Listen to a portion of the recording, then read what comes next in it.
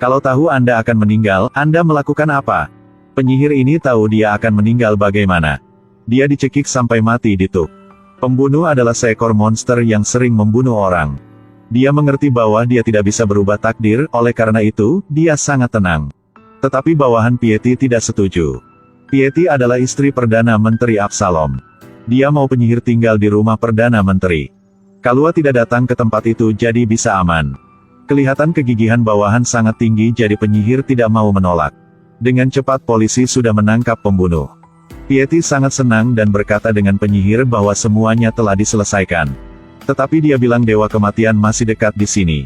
Jika pembunuh telah ditangkap, jadi pasti sudah tangkap salah orang. Setelah mengatakan itu, penyihir itu langsung pergi. Kali ini Piety tidak menghentikan dia. Setelah kembali ke toko, sangat cepat dia mendapatkan apa yang seharusnya terjadi. Tetapi sebenarnya penyihir sudah siap. Ketika dia merasa monster mendekati di belakang, dia segera mencampur ramuan dan minum semua sebelum monster itu mendekat. Kemudian penyihir itu berbalik. Setelah pertarungan, penyihir itu masih meninggal. Ketika Pilo tiba, dia menemukan korbannya masih sama seperti dulu.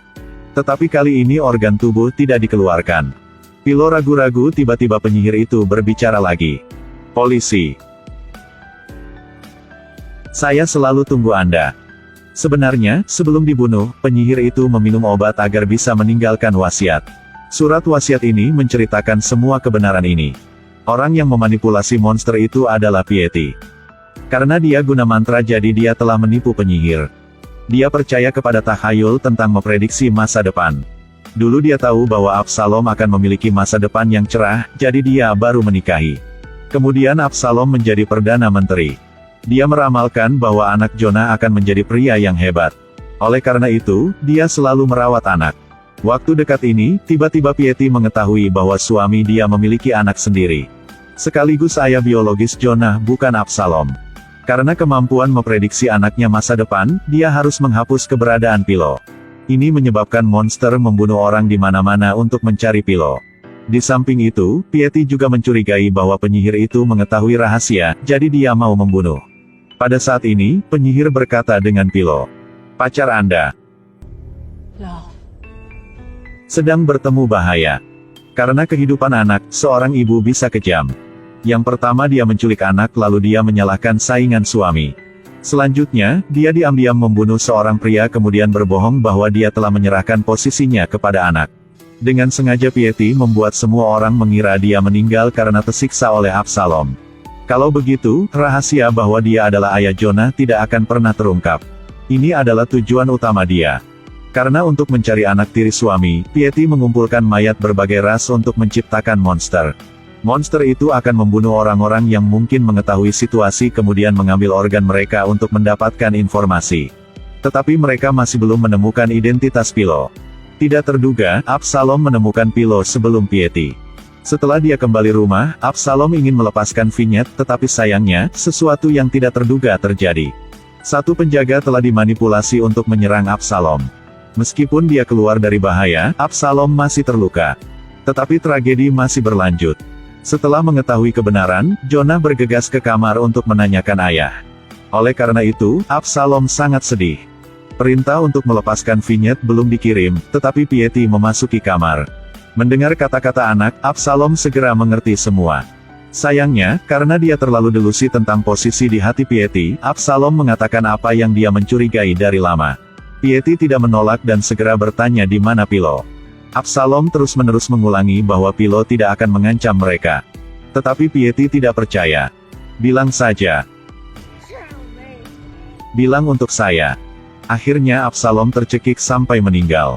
Kalau saran tidak berhasil, gunakan cara lama. Piety tanpa emosi menggunakan pisau untuk mengambil organ Absalom untuk menemukan informasi. Sekarang Pilo telah dibawa ke tempat lain. Tetapi pacarnya bernama Vinyet masih ditangkap. Piety mencari kertas pesanan Absalom, jadi dia segera memerintahkan bawahan. Tidak lama kemudian, Vinyet dibawa ke depan Piety.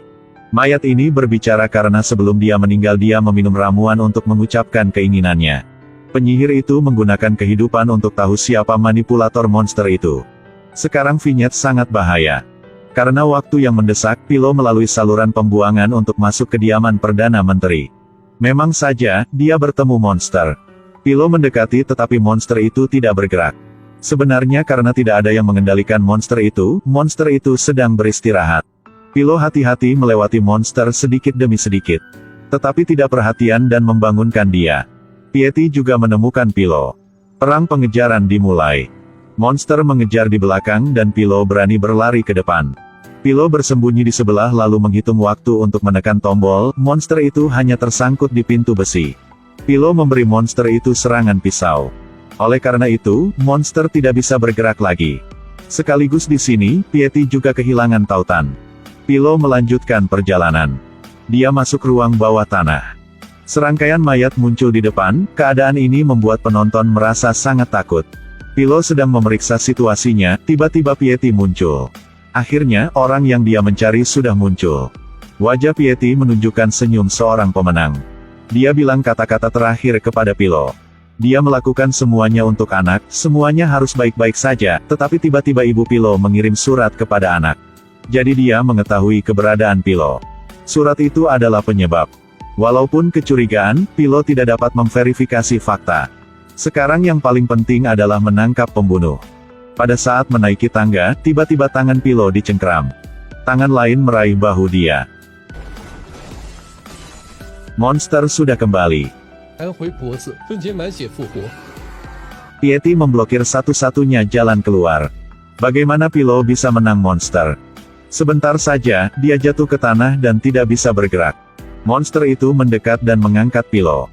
Ketika dia siap dilempar ke tanah, monster itu tiba-tiba berhenti. Tautan Piety juga rusak. Sebenarnya, karena vinyet menikam Piety di tengah kepala. Pengontrol jatuh dari atas, monster itu juga perlahan jatuh. Karena Pilo luka jadi dia juga jatuh. Vinyet segera terbang ke bawah untuk mendukung pacar, berdua orang saling berpelukan. Setelah semua, mereka memutuskan untuk pergi dan mencari kehidupan baru. Tapi sebelum bisa naik kereta api, dia dihentikan karena larangan membiarkan alien naik kereta api. Mereka membawa vinyet langsung ke garis pemisah. Pilo ingin mencegah tetapi ditahan. Tentara mengatakan hanya alien yang bisa memasuki area ini. Pada saat ini, satu alien ingin melarikan diri tetapi langsung ditembak. Kelihatan keadaan itu Pilo sangat sedih, dia mengambil keputusan. Saya adalah Faye. Pilo melewati garis menuju vinyet. Vinyet sangat kaget dan senang. Meskipun mereka telah melalui banyak pasang surut, akhirnya mereka mampu menghadapi bersama. Film juga habis di sini. Ulasan ini sebenarnya tidak cerita tentang cinta dua karakter utama, terutama tentang surat yang dikirim ibu Pilo ke Piety. Itu juga penyebab. Sebenarnya, surat itu ditulis oleh anak Ritter Longerbane. Tujuan adalah memanipulasi pemerintah untuk mendapatkan kekuasaan. Rencana sangat jahat. Di akhir film, dia juga menyemangati Jonah untuk membuat keputusan baru. Ini benar-benar bos terakhir tersembunyi yang legendaris. Ada dua saudara yang membantu vinyet. Cerita ini juga sangat spesial. Dua orang dari membenci menjadi mencintai dan kemudian melarikan diri bersama. Naskah yang sangat mirip dengan versi fantasi film, Pride and Prejudice. Bahkan penjaga yang membunuh Perdana Menteri punya cerita sendiri. Jadi film ini sangat menarik, jika Anda punya waktu, Anda harus menonton semua film. Pada bulan September ini, bagian kedua dari drama telah selesai syuting, mungkin akan segera ditayangkan. Sampai saat itu, saya berharap dapat meninjau bagian 2. Okelah hari ini sampai di sini saja, sampai jumpa lagi.